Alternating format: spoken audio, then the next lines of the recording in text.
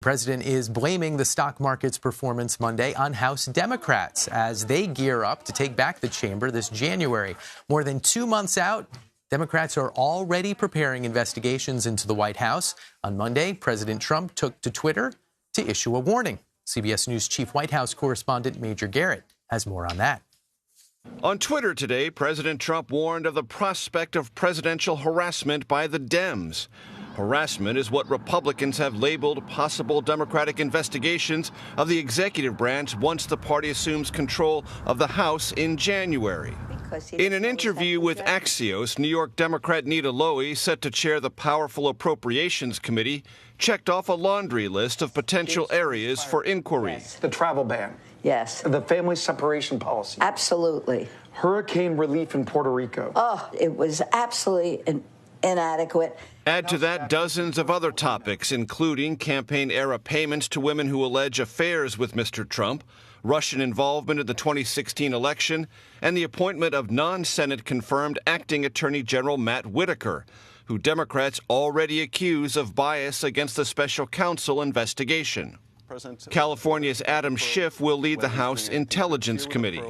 Mr. Whitaker needs to understand that he will be called to answer, and any role that he plays will be exposed to the public. House Democratic leader Nancy Pelosi, likely to become the next speaker, told Face the Nation Democrats will be strategic. We are not scattershot. We are not doing any investigation for a political purpose, but to seek the truth. Last week, the president said Democratic investigations could backfire. Now, we can investigate. They look at us, we look at them. It goes on for 2 years. Then at the end of 2 years, nothing's done.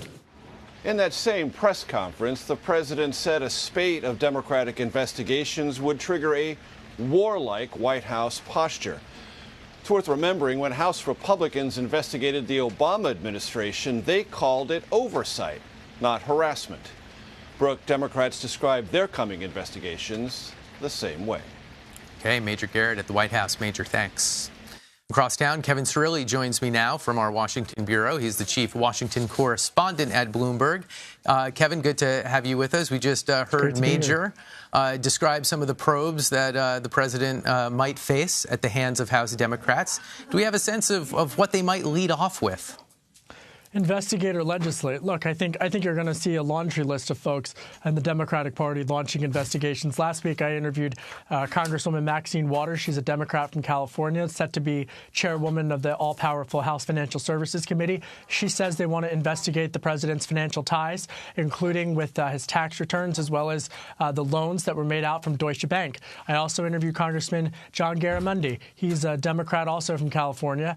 He says that they've got concerns with regards to the president and the Government Services Agency. That's in charge of setting the deals with things like the Trump Hotel. They want to look to see whether or not the president violated the Constitution in terms of getting gifts in exchange for the Trump Hotel. So there's a host of different things that they're going to investigate. They have the bottom line, they have the challenge, the Democrats have the challenge of channeling the voter unrest, the voter mistrust, the voter frustration at the populist base of the Democratic Party, and the questions that the many voters have and concerns that many voters have with the Trump administration, while also trying to legislate, trying to work where they can with this administration, whether it's on infrastructure, tax reform, or health care policy. This is what you call putting your guest on the spot. I don't know if you know, but I'm just genuinely quite curious. Can Maxine Waters get the president's tax returns? No. So I think a lot of Democrats would like to see that happen. But here's what she can do. She can call executives at Deutsche Bank in order to testify. She can look into the financial disclosure. She can really dig deeper in terms of issuing the power of the subpoena. That's what's really interesting about the Democrats having control right now of the House of Representatives, is that they can subpoena. They can issue subpoenas. I would be, look, have me back on the program if the president's tax returns ultimately do come out. But I don't think that that would come out without a very tough fight.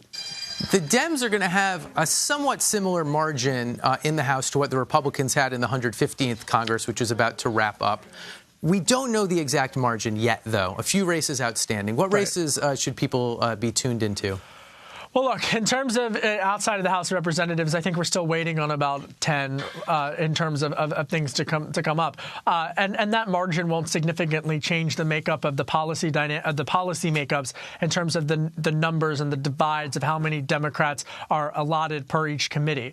But obviously, I mean, there's so much attention being paid rightfully to the Arizona Senate race and, of course, the races in Florida. The last point that I would just make originally with regards to the issue of Democrats in the House is that, look, when I talk to staffers to Congresswoman Maxine Waters, they note this is just going to, politicians always have this cliche that they say they can walk and chew gum at the same time.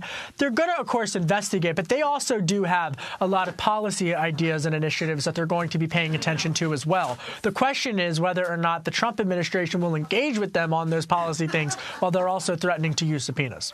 Is there one or two that they have hope could get through a Republican Senate and a Republican White House? That's a really great question. I think right now the issue of Mr. Whitaker and the issue of whether or not whomever the president nominates to replace Attorney General Jeff Sessions in the permanent dynamic, as well as whether or not there would be any protection for Rod Rosenstein, I think that could actually get some Republican play in the Senate. But right now it doesn't really look like that's on the Senate to-do list in terms of Republican agenda items. Let's stick with the House margin for a second more. One concern for Democrats with a really narrow margin was there may not be the support to make Nancy Pelosi Speaker of the House, given that so many of these left-leaning Democratic candidates said they would not support Pelosi.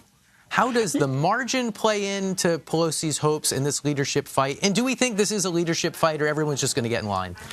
Well, three things. First and foremost, as of tonight, I think that Minority Leader Nancy Pelosi is very poised to retake the title of becoming Speaker of the House, especially given the sources that I talk with.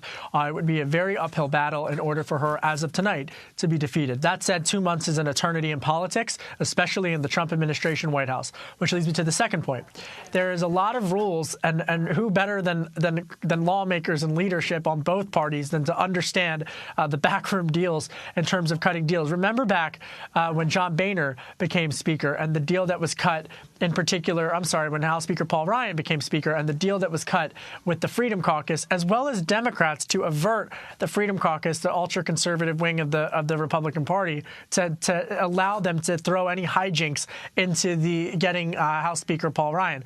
Those same types of procedures could be set up to avert any type of a block of constituents of Democrats from voting against her and causing a real hiccup in terms of that. Because if Republicans, the bottom line, if Republicans don't show up for the floor vote, then the threshold for what Leader Pelosi would need decreases. The final point that I would say is you're absolutely right. There are a lot of Democrats who campaign on the notion that they weren't going to vote for Leader Pelosi to become Speaker of the House. There are a lot for different reasons, too. There were progressives. There were folks who argued that they need new generation of Democrats. There were centrists who said she was too far left. I mean, so it really is interesting. And there's no concrete whip count right now that exists. But again, she's in very strong footing to become poised to become Speaker of the House. Lastly, you mentioned the president's new acting attorney general. He's come under scrutiny for his criticism of the special counsel in his prior life as more of a pundit. Now, your publication, Bloomberg, reported on Sunday that Matthew Whitaker will not cut funding for the Mueller probe.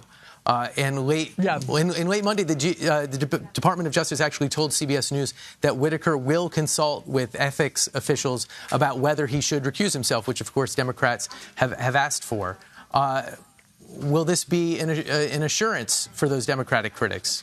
Probably not. I mean, I think it was interesting to hear what Jerry Nadler said, the Democrat congressman who's poised to become chairman in the House, what he had to say in the sense that Matt Whitaker would be one of the first folks who were called to testify publicly. So he'll face questions from Democrats in particular about whether or not he will recuse himself, about whether or not he will cut funding. And I think the public will get to hear from him when he testifies in the House.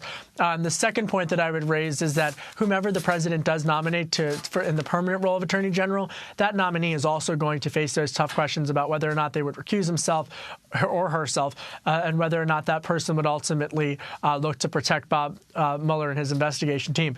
The bottom line is that Matt Whitaker is now facing a Democratic-controlled House of Representatives, and that means that there is a check and a balance on this, and he will be called to testify in January. Okay, we won't wait for the president's tax returns to come out. Kevin Cirilli, look forward to talking to you again. Always a pleasure. Appreciate it. Thank you. Always a good time.